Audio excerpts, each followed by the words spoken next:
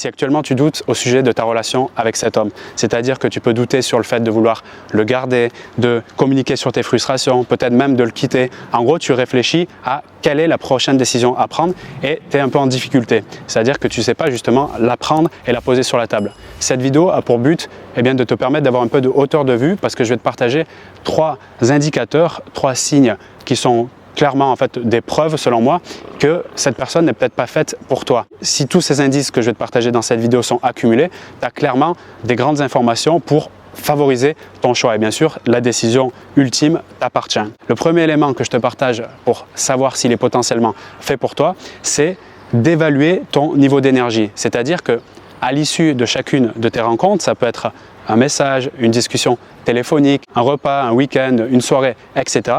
De te rendre compte de façon consciente si, à son contact, premièrement, est-ce que ton énergie est rechargée quand tu rentres chez toi après l'avoir vue ou bien déchargée? Et deuxièmement, est-ce qu'elle est plus positive ou est-ce qu'elle est plus négative à l'issue donc de ce rendez-vous, de cette rencontre? Très important d'avoir la conscience là-dessus parce que clairement, quand tu fais ce chemin-là, ça t'indiquera si potentiellement, tu es fait pour cette personne-là. Pour illustrer ce point, j'ai envie de te partager une citation qui me semble être assez évocatrice. Supprime de ta vie celui qui supprime ton sourire.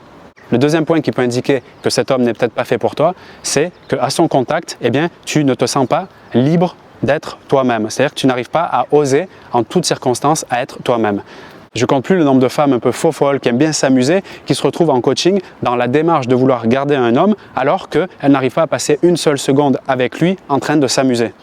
Donc je pense que c'est très intéressant et c'est ce que je te recommande de faire si tu es dans le cas où tu doutes sur le fait de le garder, de communiquer avec lui, voire de le quitter, de faire un petit pas en arrière et se demander est-ce que finalement j'obtiens en fait ce que je veux dans cette relation concrètement. Et ça nous amène justement au troisième point qui est très lié, donc une preuve encore que peut-être cet homme n'est pas fait pour toi, c'est qu'il y a un conflit, voire une opposition de valeurs et d'objectifs. Je vais donner des exemples concrets de cas réels pour t'illustrer ce point.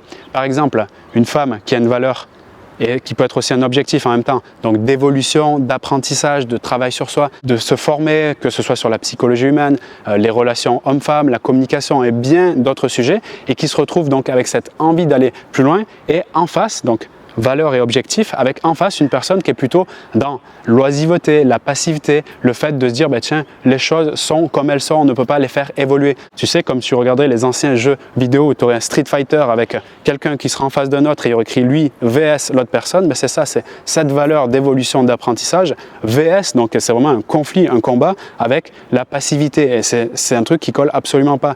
Donc quand on rentre, si tu veux, dans cette relation en prenant conscience de ça et qu'on essaye de lutter pour quelque part harmoniser ça, c'est couru d'avance. Donc là, à un moment donné, il faut avoir cette conscience pour pouvoir se retirer. Bien sûr, il y a l'attachement, il y a les émotions au milieu, mais c'est important d'avoir ce recul nécessaire, au moins ne serait-ce que 5 minutes dans la journée pour dire, mais enfin, ce que lui propose, ce qu'il veut et ce que je propose et ce que je veux est complètement différent. Pour que tu saisisses bien, si ça relate à ton histoire, par exemple, à l'homme que tu fréquentes actuellement, quand je parle de passivité, d'oisiveté, c'est pas lui bien sûr qui va le déclarer, qui valorise ça, encore que, mais c'est juste ses actions. Tu vas le voir par exemple passer beaucoup de temps dans ses jeux vidéo, à liker des trucs sur Instagram toute la journée, à fumer, à prioriser ses soirées avec ses potes, boire de l'alcool, etc. et à pas trop, entre guillemets, se bouger le cul pour avancer, alors que toi de l'autre côté tu vas apprendre, tu te formes, tu te fais coacher, etc. Donc il y a un gros décalage, un gros contraste encore une fois sur ce qui est important en valeur et les objectifs de vie.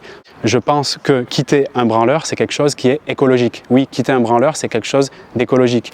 Écologique dans le sens où tu te respectes toi, parce que tu vas t'énergiser et gagner du temps, tu vas t'affirmer et potentiellement tu peux créer cet électrochoc chez lui qui est plutôt oisif et peut-être ça va le réveiller et peut-être, qui sait, il va avoir des lumières et vouloir lui aussi apprendre et évoluer, qui est peut-être à mon avis même son rôle naturel qu'il a certainement oublié. Et petite parenthèse, je parle de cette façon par rapport à ce que j'appelle les branleurs parce que je l'ai été moi-même à un certain moment de ma vie et je sais que sur du moyen et long terme, ça n'a pas une grande efficacité, ça n'apporte pas énormément de valeur au monde, donc à la relation potentielle avec la femme en face. Pour terminer sur ce troisième point, avec d'autres exemples sur les oppositions de conflits, valeurs et objectifs, tu peux avoir, et ça peut te parler, la volonté par exemple d'avoir plus de connexion émotionnelle et d'avoir en face quelqu'un qui est plus sur des échanges platoniques superficiels.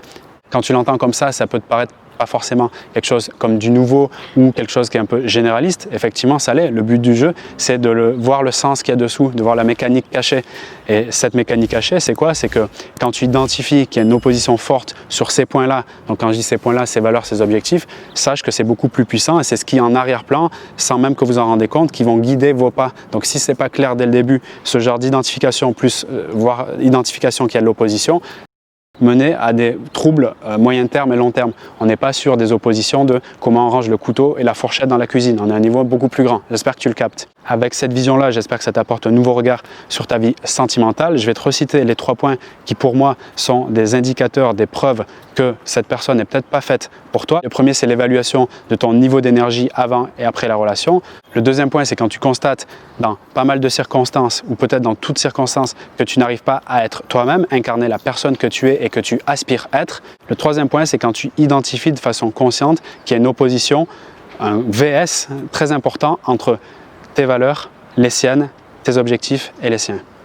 Merci d'avoir suivi cette vidéo avec attention. Donc tu as vu, on était dans un endroit un peu plus calme aujourd'hui. Là, je te le présente, c'est le port de Latte dans le sud de la France, près de Montpellier. Donc un endroit un peu plus apaisant qui nous a permis de se poser et j'espère que tu as apprécié cette vidéo. Si tu veux aller plus loin et découvrir tous les secrets pour l'attirer dans tes bras sans jamais lui courir après, j'ai créé une formation offerte de 3 vidéos qui est disponible donc par mail, c'est-à-dire qu'il y a un petit lien dans la description de la vidéo, tu cliques dessus et tu recevras directement tes 3 vidéos de formation offertes, environ 1 heure, où tu vas voir en détail tous les nouveaux codes de la séduction.